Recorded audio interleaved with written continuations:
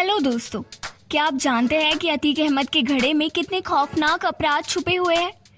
पाप का घड़ा भरने के पहले अतीक अहमद ने कई ऐसे खौफनाक कांड किए थे जिसे सुनकर किसी के भी रोंगटे खड़े हो जाते हैं। हिंदुओं के साथ उसने कौन कौन से जुर्म किए, उसे सुनकर पूरे हिंदुस्तान के लोग सहम जाते हैं। आप सभी अतीक अहमद को सिर्फ राजू पाल और उमेश पाल हत्याकांड के लिए जानते होंगे।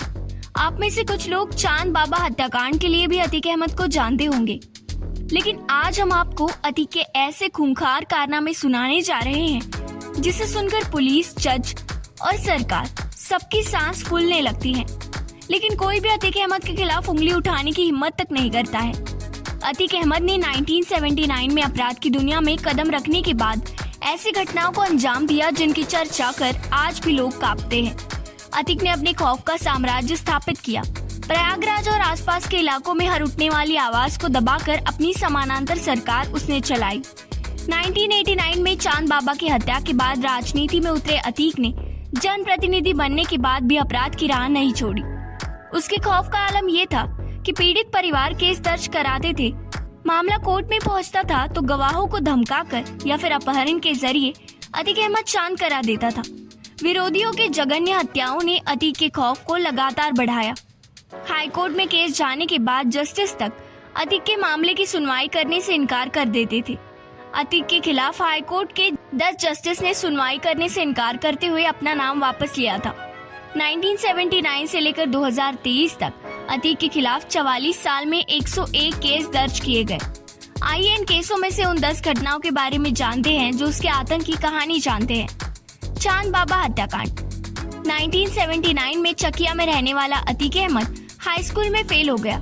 इसी साल हत्या के केस में उसका नाम जुड़ा। इसने उसे कुख्यात अपराधी बना दिया। उस दौर में चकिया में शौक इलाही उर्फ चांद बाबा का सिक्का चलता था। चांद बाबा की नजर में वो आया। उसने अतीक को आगे बढ़ाया। अतीक ने अपने खौफ का साम्राज्य आगे बढ़ाना शुरू किया। उसका नाम 1985 तक चांद बाबा से बड़ा हो गया था।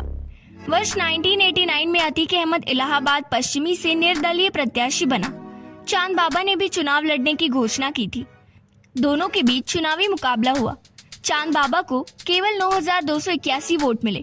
अतीक अहमद 25,906 वोट पाकर चुनाव जीत गया। इसके बाद उसने चांद बाबा की रोशन बाग में गोली और बम बरसाकर सरेआम हत्या कर दी थी। इस हत्याकांड ने अतीक का नाम खासा चर्चित कर दिया। हिंदुओं को घर छोड़ने का फरमान। अतीक अहमद ने अपने घर के आसपास के हिंदुओं को मकान खाली करने का आदेश दे दिया था। दरअसल कब्रिस्तान प्रकरण का मामला फरवरी-मार्च 2015 का है। उस समय प्रदेश के मुख्यमंत्री अखिलेश यादव थे। अतीक अहमद ने कसारी मसारी मोहल्ले में रहने वाले हिंदुओं को घर छोड़ने का फरमान जारी कर दिया। अतीक का कहना था कि हिंदुओं ने कब्रिस्तान की जमीन पर कब्जा कर मकान बना लिए हैं। अतीक के फरमान का मामला लेकर घरों के मालिक पुलिस के पास गए। कोई सुनवाई नहीं हुई। इसके बाद लोगों ने नेताओं की शरण ली। राजनेताओं के हस्तक्षेप के बाद ये मामला सुलझा था। कराई थी अशफाक कुन्नू की हत्या। अतीक अहमद पर नगर निगम के वार्ड पार्षद अशफाक कुन्नू की हत्या का आरोप लगा था। वर्ष 1994 में अशफाक की हत्या हुई थी। इस हत्याकांड में भी अतीक और अशरफ का नाम आया था। हालांकि उस समय अतीक का ऐसा दबदबा था कि उस पर कानूनी शिकंजा नहीं कसा जा सका। 5 साल बाद वर्ष 1999 में तत्कालीन एसपी सिटी लालजी शुक्ला ने इस मामले में पहली कार्रवाई की थी। उस समय प्रदेश में भाजपा की सरकार थी। अशफाक कुन्नू हत्याकांड में तब अशरफ की गिरफ्तारी हुई थी। गेस्ट हाउस कांड में भी आया था नाम। लखनऊ के गेस्ट हाउस कांड में भी अतीक अहमद का नाम आया था। दरअसल 2 जून 1995 को यह घटना घटी। उस समय प्रदेश में सपा बसपा गठबंधन की सरकार थी। बसपा गठबंधन को तोड़ने के लिए मायावती स्टेट गेस्ट हाउस में बैठक कर रही थी। उसी समय सपा के विधायक वहां पहुंचकर मारपीट करने लगे। मायावती के साथ भी बदसलूकी की गई। इसमें अतीक अहमद की भूमिका बताई जाती है। उस पर विधायकों को एकजुट कर गेस्ट हाउस पहुंचने का आरोप लगा था। अशोक साहू की हत्या। वर्ष 1996 में व्यवसायी अशोक साहू हत्याकांड खासा चर्चित हुआ था। सिविल लाइंस में अतीक अहमद के भाई अशरफ ने उसे मार डाला था। इस मामले में अतीक और उसके पिता जेल गए थे। हालांकि अशरफ को बचाने के लिए उसे घटना की 2 दिन पहले चंदौली में एक थानेदार ने तमंचा के साथ गिरफ्तार दिखा दिया था। इससे वो इस हत्याकांड से बच निकला था। नस्सन को गोली से उड़ाया। अतीक अहमद पर पहले कभी करीबी रहे सभासद नसन को गोली मारने का मामला सामने आया था। वार्ड पार्षद नसन ने अतीक के खिलाफ आवाज उठानी शुरू कर दी थी। इस कारण दोनों के बीच अनबन शुरू हो गई। वर्ष 2001 में नसन को अतीक ने चकिया में गोलियों से छलनी कर दिया था। भाई का नाम के कारण भाजपा नेता को भुना।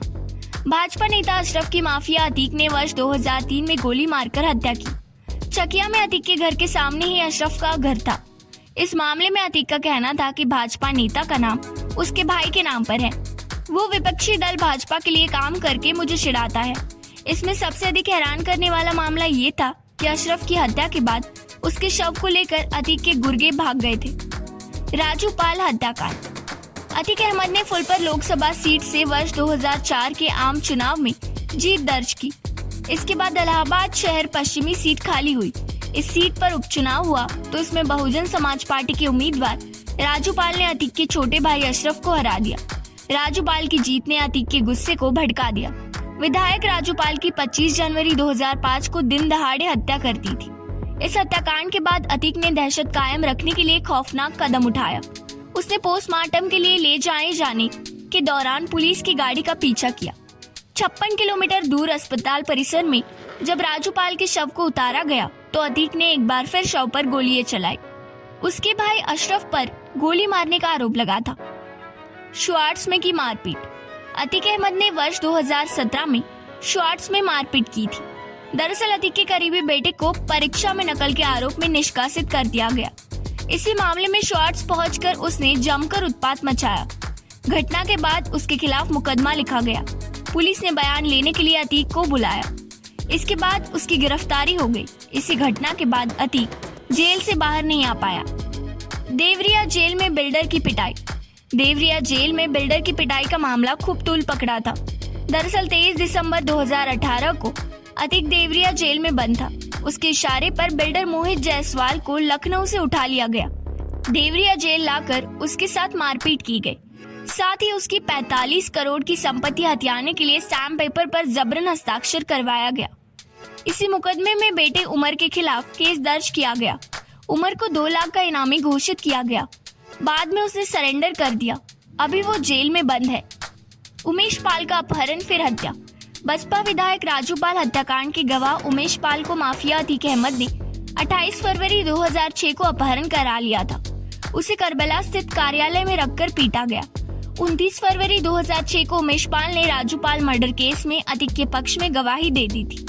वर्ष 2007 में बसपा सरकार बनी तो उमेश पाल ने अपहरण का मुकदमा दर्ज कराया। इस मामले में उमेश पैरवी करते रहे। सुलेम सराय में उमेश पाल की जीटी रोड पर घर के पास 24 फरवरी को सरेआम गोली और बम मारकर हत्या कर दी गई। इस मामले में अतीक अहमद और अशरफ पर साजिश रचने का आरोप लगा था।